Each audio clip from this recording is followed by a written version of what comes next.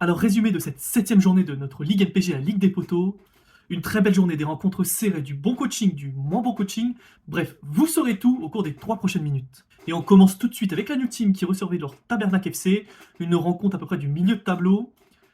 Tout à sourire pour le Tabernacle FC lors de cette rencontre. But de Barcola, but de Cabella et but virtuel de Sotoka. Mais également une très bonne perf de son gardien lensois, Brice Samba, avec sa note de 6,5, rendant ainsi très difficile tout but virtuel.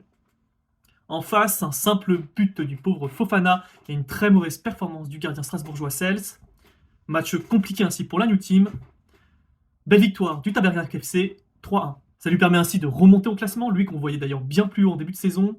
On se souvient de sa belle capacité à faire tourner son effectif. Et puis aussi mention spéciale à son Barcola de Lyon, qui malgré mes doutes à son sujet, confirme de plus en plus avec son équipe. Bref, une belle victoire du Tabernacle FC. Alors on enchaîne avec notre rencontre, le FC Cagole. On recevait le FC Roue Libre. Le premier ainsi affronté le dernier. Et quel match! Quel match! On pensait que ça allait être qu'une simple formalité. Et au final, cette rencontre fut bien plus compliquée que prévu. En regardant en plus d'ailleurs dans le détail, cette rencontre est super intéressante à analyser, à plein de points de vue. Alors pour rappel, on a énormément de joueurs clés marseillais, Sanchez, Malinowski, Gigot. Du coup, si Marseille sous-performe, c'est toute mon équipe qui se trouve impactée. Et ça s'est clairement vu sur cette rencontre, et ça s'est clairement ressenti. Je vais pas faire plus de suspense, en réalité, là n'est pas vraiment le souci. La rencontre s'est terminée sur une égalité, comme vous pouvez le voir. But de Openda, heureusement qu'il est là, mon meilleur joueur et buteur. Et petit but virtuel de Bayo. Et en face, on a eu un but de Dalinga et un but de Diallo. Du coup, la rencontre s'est terminée sur un 2 partout. Mais voilà, ce qui a rendu ce match aussi intéressant, c'est bien sûr le coaching qui a été réalisé. Plutôt un bon coaching de mon côté ou un coaching chanceux, et plutôt un mauvais coaching, voire même un coaching très malchanceux de la part du FC Roue Libre qui nous a permis de décrocher cette égalité. Alors on va regarder ça un peu de plus près.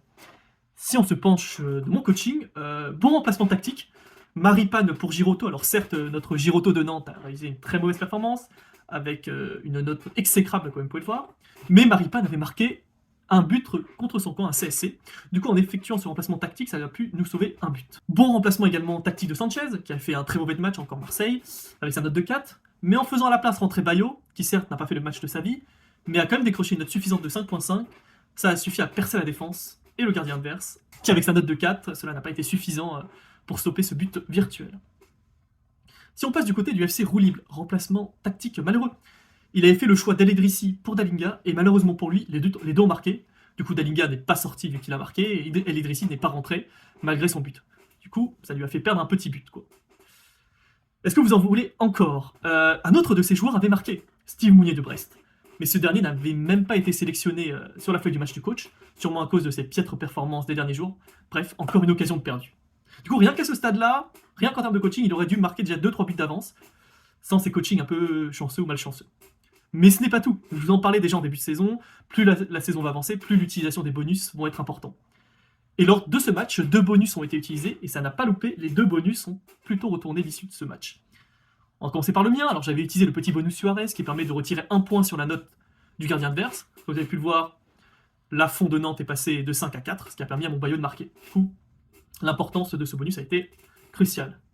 Et enfin, ce coup de malchance, on a utilisé le bonus Chaperon Rouge qui, en gros, fait remplacer un titulaire parmi les 2 équipes qui s'affrontent par un joueur fictif auquel lui sera attribué une note de 2,5. Alors non seulement il a utilisé son bonus et c'est tombé sur l'un de ses propres joueurs, mais également c'est tombé sur Gomez de Lille qui avait fait un énorme match, qui avait décroché la note de 7 et qui, comme vous l'imaginez, aurait marqué ce but virtuel. Du coup, bref, ce match fou se termine sur un 2 partout. Et on s'en sort vraiment miraculeusement car, comme vous pouvez le voir, sans ces coachings, ces coups de malchance, on aurait bien sûr perdu ce match de au moins 2 à 3 buts. Bref, on est extrêmement content et on s'en sort avec ce petit point. On poursuit avec le 3e match. Alors là, le FC Red Devils accueillait le FC Porto Ekambi. Victoire nette et précise du FC Red Devils, qui a pu s'appuyer sur ses monégasques Van der Son et Ben Seguir, qui ont tous les 2 marqué. Bonne perf également de ses autres joueurs de Brest et de Reims, mais bon, avec un gardien en face à 7, compliqué de marquer un quelconque but virtuel. En face, les joueurs parisiens et nantais n'ont pas pu inverser la tendance. Victoire claire et nette du FC Red Devils, qui remonte du coup au classement et qu'on voit également faire une très belle seconde partie de saison. Alors je me permets brièvement d'interrompre ce résumé. Quelques jours après, nous avons pu recueillir quelques mots du coach des Red Devils, qui avait voulu réagir et motiver ses troupes. Voilà ce que nous avons pu entendre. Je suis très fier de mon équipe. Chaque semaine, on travaille dur pour revenir dans le game. Je peux faire confiance aux jeunes et aux joueurs expérimentés tels que le bon Stevie. On comprend le bon Steve Mandanda, son gardien rennais. On ne lâchera rien. Des mots qui ne manqueront pas de rassurer ces joueurs, mais également la direction. Enfin, et c'est le match du jour, l'AS Michel Jonas se déplaçait chez le FC Bracassé. Ainsi, le troisième recevait le second. Match qui s'annonçait très serré, on s'attendait à avoir une pluie de buts. Il n'en fut rien, aucune des stars des deux équipes n'ont marqué, pas de but de Mbappé, pas de but de Lacazette, pas de but de Jonathan David. Mais bon, chacune de ces deux équipes avait quand même d'autres forces à montrer. Pour l'AS Michel Jonas, le coach a pu compter sur Terren Moffi de Nice, buteur lors de ce match, ainsi que d'une perf plutôt correcte de son gardien remplaçant de Marseille, Blanco. Malin d'ailleurs de son côté d'avoir pris les deux gardiens, aussi bien le gardien titulaire Lopez et le numéro 2 de Marseille, comme ça il est sûr au moins d'en avoir un des deux titulaires. Seul revers de la médaille, bien sûr, il est très dépendant des résultats de Marseille.